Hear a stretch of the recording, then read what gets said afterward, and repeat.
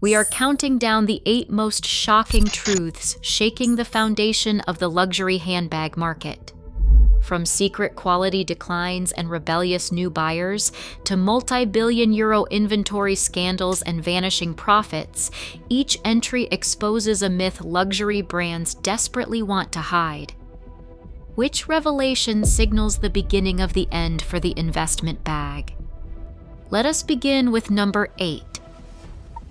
On TikTok and Reddit, a wave of side-by-side videos lays bare the truth. Chanel bags priced at $10,000 show wrinkled leather, uneven stitching, and scuffed corners after only a few outings. Angry buyers share clips of loose threads and glazing that cracks far sooner than on older models. Secondhand platforms now grade recent season luxury bags as only very good or good even with light use, citing fast wear and quality issues. These clips point to a major quality decline. The phrase "Zara for rich people" spreads across social media as frustrated owners question why they are paying prestige prices for what feels like fast fashion. This breach of trust is fueling a sense of betrayal that no price tag can repair.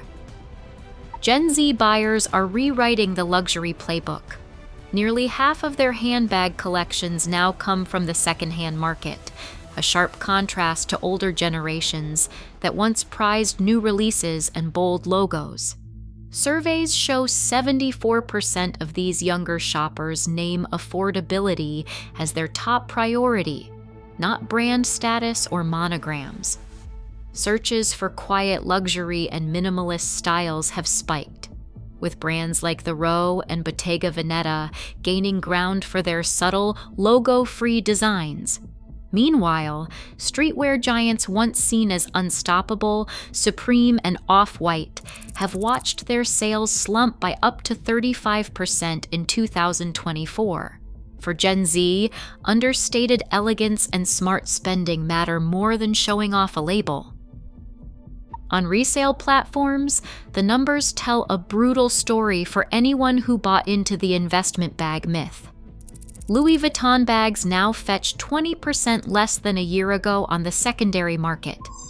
Gucci is down 17%, and even Chanel, long considered a safe bet, has slipped 9%. Analytics from Rebag's Claire report and The Real show that owners who paid peak prices in recent years are often forced to accept losses of 40 to 50% just to make a sale. Listings for near-new bags routinely close well below retail, leaving sellers stunned by how quickly value evaporates. The promise that luxury handbags would always appreciate has collapsed under the weight of actual market data.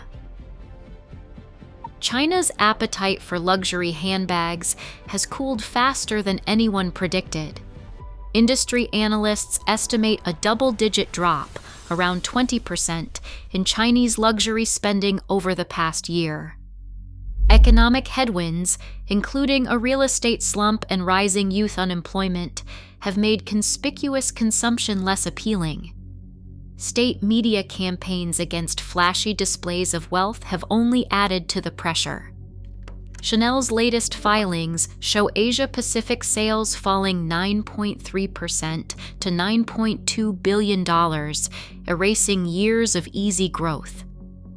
For brands that once relied on China as their main engine, this downturn is a direct hit to global revenues and a warning that no single market can be counted on forever. Hidden in the financial statements of luxury giants lies a staggering figure. LVMH wrote down 3.2 billion euros in obsolete inventory in 2023, while Kering added another 1.5 billion euros to the pile. Pandemic-era production ran at 5 times the usual rate as brands bet on endless demand that never arrived. Warehouses filled with unsold handbags, ready-to-wear and accessories. It was too much to quietly destroy and too much to sell at full price. Instead, these billions in excess stock trickled out through outlets, off-price partners, and gray market wholesalers, flooding secondary markets with authentic bags at deep discounts. The result was a supply glut that undercuts both new sales and resale values, exposing just how badly the industry misjudged its own future. Chanel's classic flat bag jumped from $5,800 in 2019 to over $10,800 by 2024, according to collector price trackers, a staggering 86% leap in just 5 years. The Louis Vuitton Speedy 30 doubled in price, and Prada's Galleria soared 111% in the same period. These price hikes were not isolated, they were part of a calculated push across the industry. But the strategy backfired. Chanel's own filings reveal revenue down 4.3%, and operating profit slashed 30%, landing at roughly $4.48 billion. As sticker shock set in, loyal buyers walked away, fueling a backlash that forced brands to pause further increases. The message was clear. The era of endless price hikes is over, and trust is not so easily bought back. Luxury resale platforms are now drowning in inventory. Over the past few years, analysts report a wave of handbag listings flooding sites like The Real Real, Vestiaire Collective, and Fashion File, so much so that supply now far outpaces demand. Sellers desperate to move their bags are slashing prices, and analytics firms note that a larger share of luxury fashion items is now being discounted than at any point since the pandemic boom. At the same time, counterfeit anxiety is spreading. Industry studies warn that a significant portion of online luxury listings, especially across open marketplaces, are fake, fueling a surge in authentication disputes and refund requests. Even curated platforms are under pressure to screen an overwhelming volume of bags, and every error chips away at buyer trust. The old rules of scarcity no longer apply. The market is swamped, and confidence in authenticity is buckling under the strain. For the first time since the 2008 financial crisis, the global personal luxury market shrank, down 2% in 2024. Tens of millions of middle-class buyers, once the backbone of luxury's growth, have been priced out entirely.